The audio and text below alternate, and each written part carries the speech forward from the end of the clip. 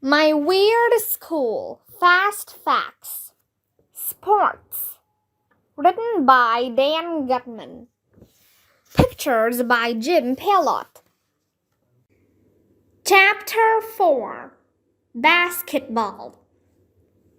Basketball was invented when some guy nailed 2 peach baskets up on the walls at both ends of a gym and told some other guys to see if they could throw soccer balls into them.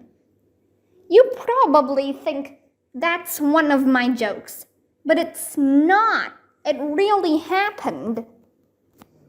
That guy was James Naismith. He was a gym teacher at the school, now known as Springfield College in Massachusetts.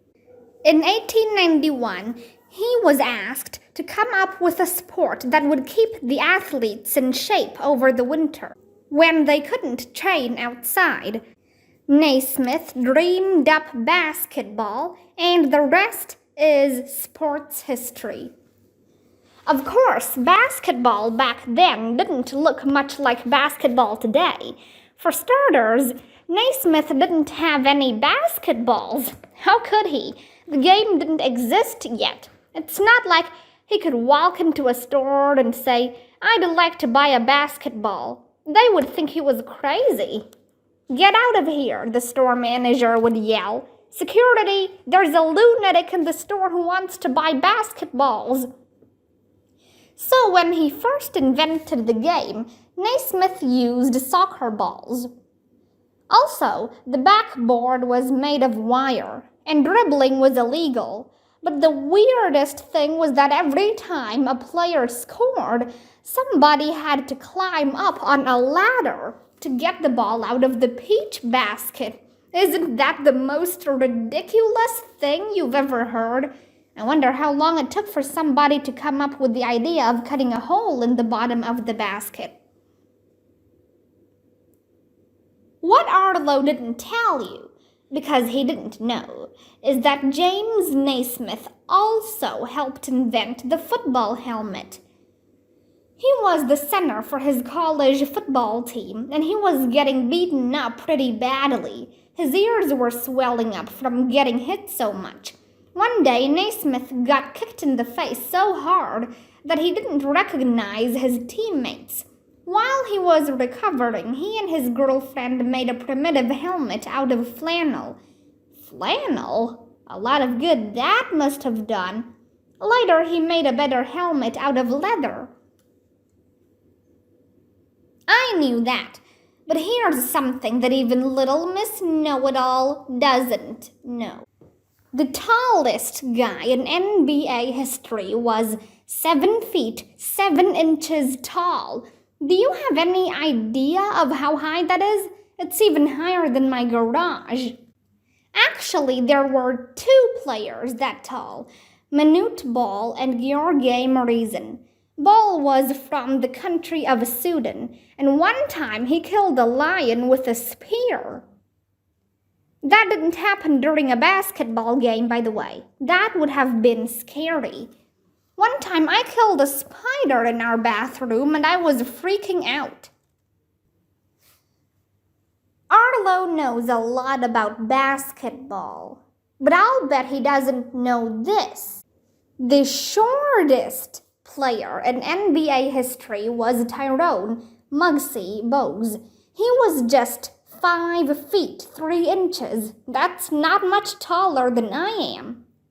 The coolest thing was that during the 1987-88 season, Manute Ball and Muggsy Bogues both played for the same team, the Washington Bullets.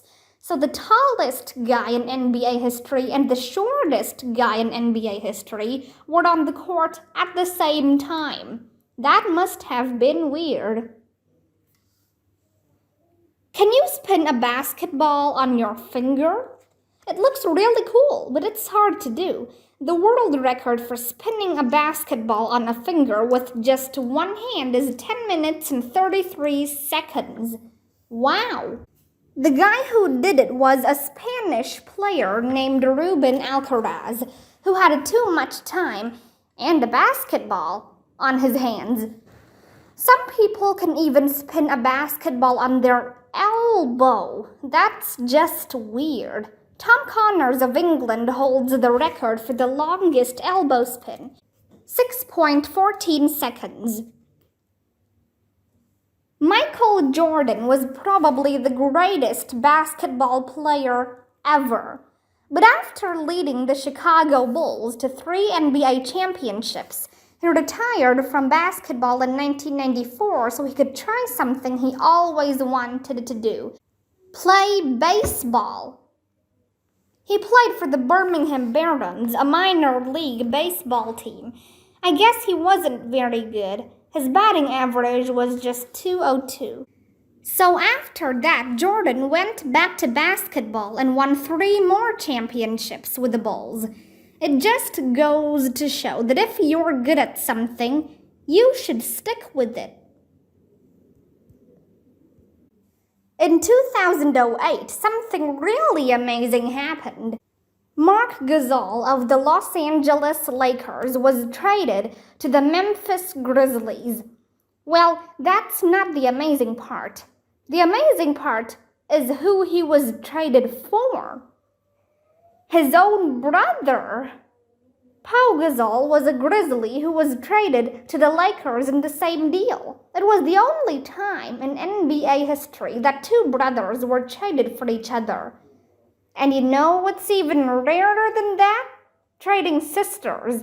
That has never happened in NBA history.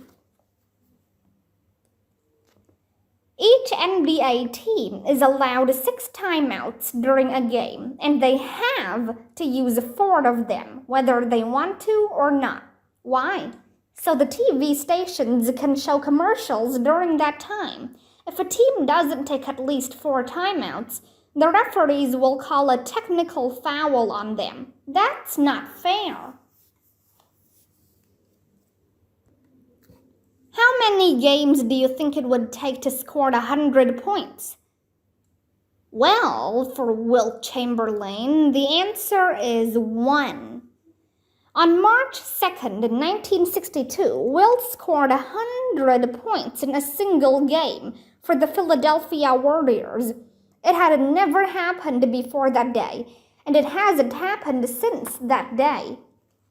Wilt was a really tall guy, so of course his nickname was Wilt the Stilt. Get it? Because stilts make you taller. I tried to walk with stilts once, but I kept falling down. A professional basketball court is 94 feet long. So, how long do you think was the longest shot in basketball history? If you guessed 94 feet, you're wrong. So na boo boo on you. The longest shot ever made was 109 feet and 9 inches. Wow! The guy who made that shot was Corey Thunder Law of the Harlem Globetrotters. He did it in 2013 in Phoenix, Arizona. Law and 2 of his teammates shot basketballs from that distance for an hour until Law made a basket. Thunder, cool name, huh? Also holds the world record for the longest basketball shot backward over his head, 82 feet and 2 inches. That's just awesome. Dunking is cool. When I get bigger, I'm going to dunk all the time, even when I'm not playing basketball. Here are a few weird dunking facts. In the 1986 NBA Slam Dunk Contest, Spud Webb beat Dominique Wilkins. The amazing thing is that Webb was 5 feet 6 inches tall, and Wilkins was 6 feet 8 inches tall. In the 2011 Slam Dunk Contest, JaVale McGee dunked 3 balls in 1 shot. How is that possible? He jumped up with 2 basketballs in his hands. After he dunked both of them, he got an alley-oop pass when he was still up in the air and dunked that ball too. 6 points in 1 second. In 2010, a basketball team in Norway called Team Kangaroos slam dunked 28 shots in 1 minute. How did they do it? By jumping off a trampoline.